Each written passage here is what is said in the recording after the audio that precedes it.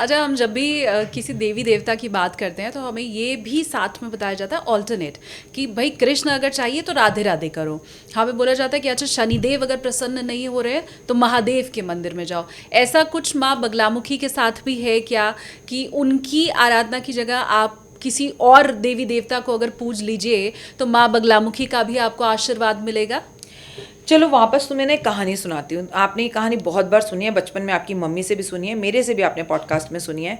जब राजा दक्ष के घर में माता पार्वती, उनकी जो बेटियां हैं, जब उनके यहाँ पर यज्ञ हो रहा था तो उनको पता चला मेरे पिताजी के यहाँ यज्ञ हो रहा है। उन्होंने शिव से विवाह किया तो दक्ष कभी नहीं चाहते थे कि ये उनकी बेटी इतनी लाडो पालो से पली हुई वो पहाड़ों में जाकर जो है शिव के साथ विवाह करे, पर उन्होंने किया। सृष्टि ने कुछ ऐसी रचना करी कि उनका विवाह हो गया। तो उन्होंने एक यज्ञ किया, माता पार्वती को नहीं बुलाया, सारी बहनों को बुलाया। तो माता पार्वती ने कहा, शिव आज मेरे घर में यज्ञ है और आप चलो। तो उन्होंने बोला, जहाँ पर पुकारा ना जाए वहाँ नहीं जाना चाहिए, इन्विटेशन ना हो ऐसी जगह पे जाने से अपमान होता है। लेकिन स्त्री हट, उन्होंने कहा मैं तो जाऊँगी, आप मत जाओ, आप दमाद हो, मैं तो बेटी हूँ, मैं तो जाऊँगी। तो बहुत मना करने पर भी, क्योंकि शिव तो अंतर्यामी थे, उन्हें मालूम था वहाँ जाकर क्या होगा, वो वहाँ पहुँची। तो शिव ने उनके पीछे उनके 10 गण यानी उनकी 10 सखियाँ भेजी। ये 10 महाविद्याएं वो हैं, जिसमें से अच्छा। 8वें नंबर पर माँ बगलामुखी है। तो आप जिन 10 देवियों की 10 गुप्त नवरात्रों में पूजा करते हो वो ये है शक्ति, कि माँ पार्वती की रक्षा करें। जब माँ पार्वती वहाँ पहुंची तो दक्ष ने बहुत बोला, वो सांप गले में लटकाता है, वो योगी है, वो पहाड़ों पे रहता है, वो अर्धनंगा है, क्या है उसके चेहरे पर चिता की भस्म लगे, तू काम है इतना बड़ा राजा।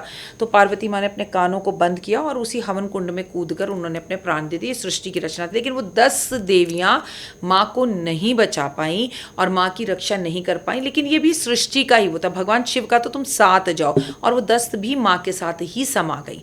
तो अगर आपको घर के आसपास कोई मंदिर नहीं है, तस्वीर नहीं है, तो एक्चुअली करनी है आपको माता पार्वती की पूजा, क्योंकि वो 10 की 10 महाविद्याएं माँ पार्वती का ही रूप है, उनके ही गण हैं, उन्हीं के साथ हैं। तो ये जो चीज़ें मैंने आपको समर्पित करने के लिए कहीं, चढ़ाने के लिए कहीं, देखिए शिव पर हल्दी नहीं चढ़ती, लेकिन पार्वती पर हल्दी ज़रूर चढ़ती है। और अपनी पार्वती ने हल्दी से ही, मैल से ही गणेश को उत्पन्न किया। तो भैया पार्वती की पूजा इन सब की पूजा है। कोई विशेष व्रत भी होता है क्या माँ के लिए? कभी भी किसी भी भगवान का जब जन्मदिन होता है उस दिन आप अगर व्रत रखते हैं बहुत अच्छा है। हल्दी वाला पीला खाना शाम को एक टाइम खाइए, सुबह माता पार्वती की पूजा कर लीजिए, हल्दी की माला पर ओम पार्वती पते नमः का जाप कर लीजिए। साधारण आम इंसान जो कर सकता है वो करे। और सबसे बड़ी बात, इस दिन आप अपने घर की देवी देवताओं को सोना ज़रूर पहनाएं। ना पहना पाए तो हल्दी की माला जो सोने के जैसे चमकती है वो पहनाएं। हल्दी पानी में डाल के ज़रूर नहाएं। पूरे टाइम भूखे रहें। शाम को बिना लहसुन प्याज के एक टाइम का भोजन कर लें। सेंधा नमक का हो गया व्रत।